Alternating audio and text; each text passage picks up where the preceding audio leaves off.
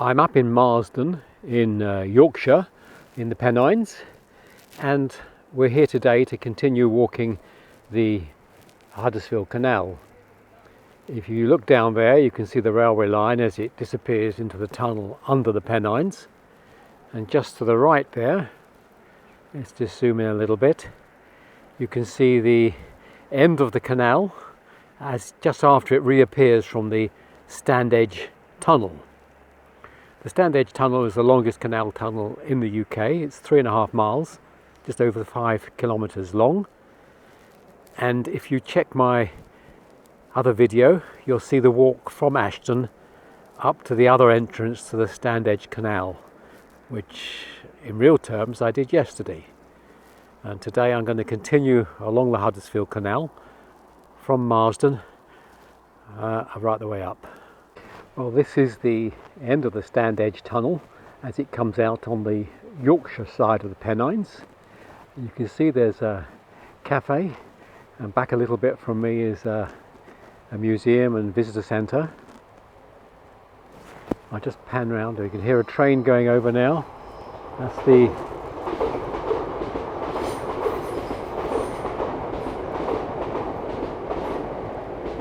one of the Trans-Pennine Expresses as it enters its own tunnel, runs parallel to the canal tunnel. I'll just pan round and show you what we've got here. And this is a very popular spot later in the day. It's quite early at the moment. And you can see the canal pool there. This is a view of the exhibition centre and the start of the continuation of the Huddersfield Narrow Canal. You can probably see we've got a number of youngsters in a canoeing party ahead of us.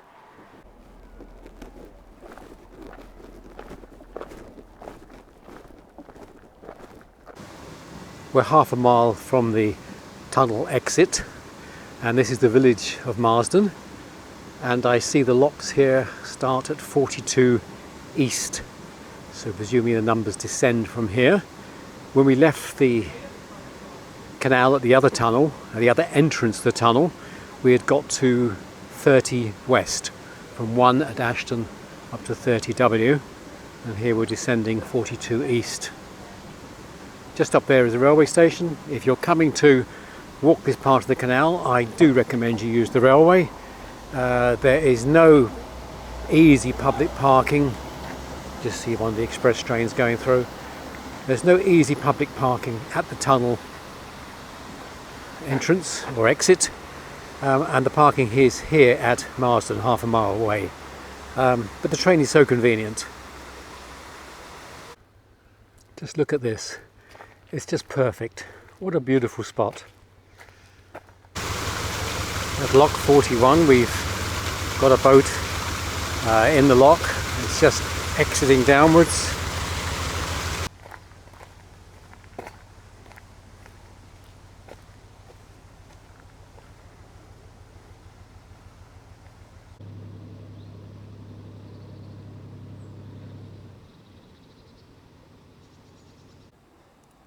Just a couple of the mills that are here in Marsden, one in the foreground and one further back.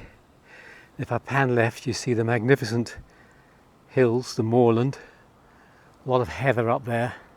Bit of a misty day today, but still very beautiful. We're just a mile in now, and we're descending quite quickly down a series of locks. This is lock 37, and ahead of us is lock 36.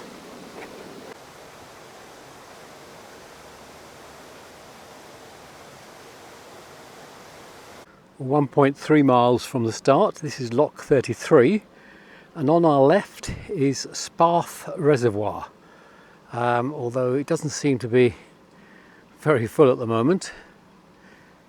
There is also, well, looks like a reservoir on the right hand side here, but that's empty.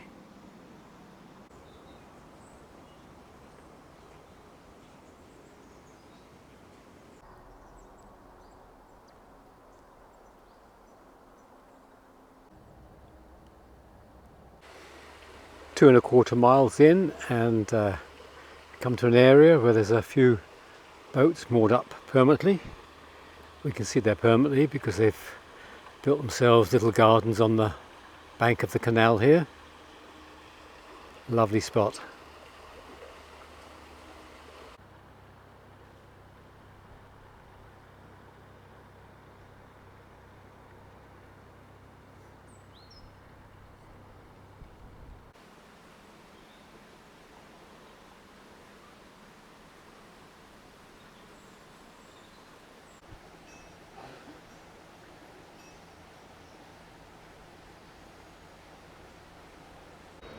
Well, at the 3-mile mark we've come to Upper Mills, which is now hosting several businesses.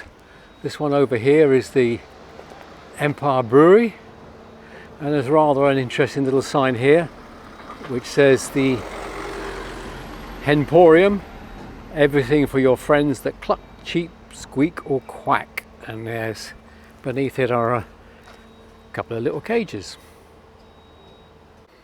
A little further along is Marling and Evans, who are very proud that they started in 1782 and made in England, but frankly I haven't the faintest idea what they do.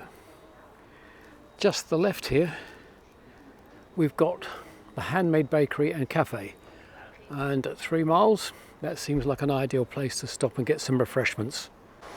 Just a few hundred yards further on we've reached the town of Slaithwaite proper.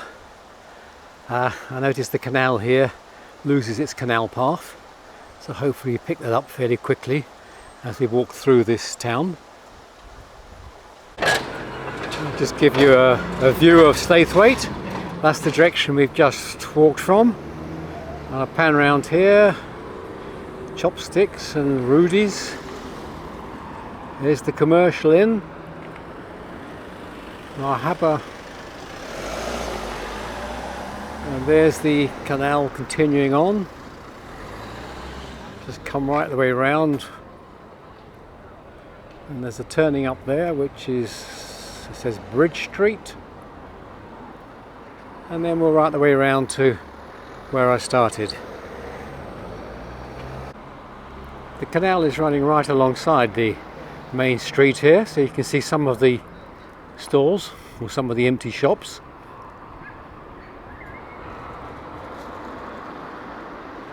We're 4.5 miles, and this is Linthwaite. This is huge mill here. I'm not sure if this is Titanic mill, but obviously be converted into accommodation. You can see the balconies for each of the apartments. And this is the direction we're heading now, onwards towards Huddersfield. Just another view of the rather splendid Titanic mill at Linthwaite.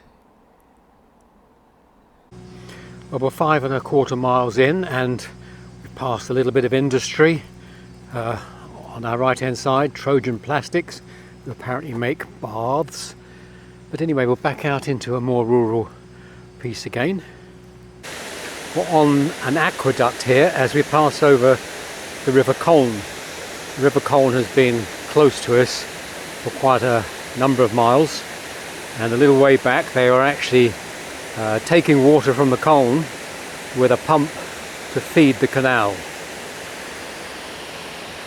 Take you here. The canal just does a little zigzag here as it passes the Colne River. 6 miles gone, and we've reached the town of Milnesbridge. These are the locks numbers 11 and 10. You can see a mill in the distance, and quite a lot of smoke from some sort of fire. Some apartments here on the canal side, rather picturesque. And if we look around here we can see the walls of another mill.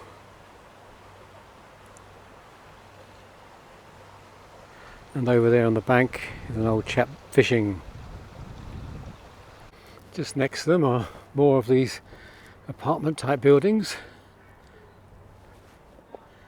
Someone down there has made a really big effort on the garden.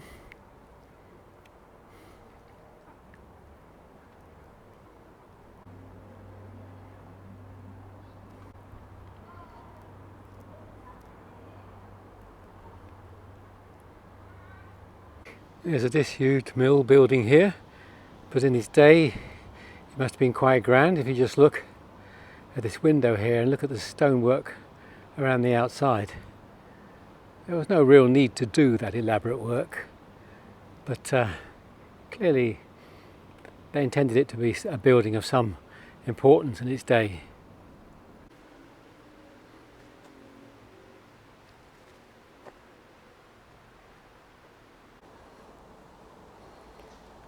A large mill on our left, still in use, Bradbury's. A very functional design, no elaborate brickwork, stonework or anything, just square windows, row after row, metal window frames. A functional building, still in operation, but not very pretty. Having said all that, the plaque at the top says Britannia Mills 1861, whereas from its more of the functional design one would think it was a lot later than that.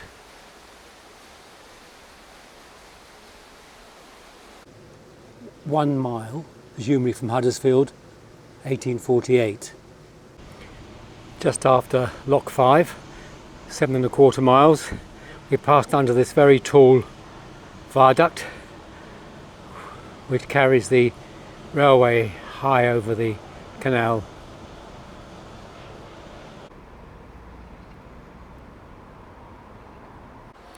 Well, at 7¾ miles we're getting really into the outskirts of Huddersfield now. Up here is Kirklees College, and we're down to lock number 3 with quite a busy road which it seems to pass under ahead. This is the road that we could see, and we've had to come off the canal path now, and we're going to have to cross this road and try and pick the path up over the other side beyond that blue car. Well, we've walked about 300 yards down this road, but there's now a sign saying turn left, and we should be back on the canal path in 100 yards. And here we are, a bridge over, and a turning on the right which should take us down on the canal again. And this is the path where we rejoin it.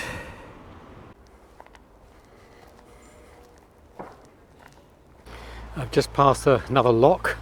I'm not quite sure whether that's lock number 1 or number 2, but we're getting very near the end of the Huddersfield Narrow Canal now. And that's it, the Narrow Canal ends here in Apsley Wharf, Apsley Basin.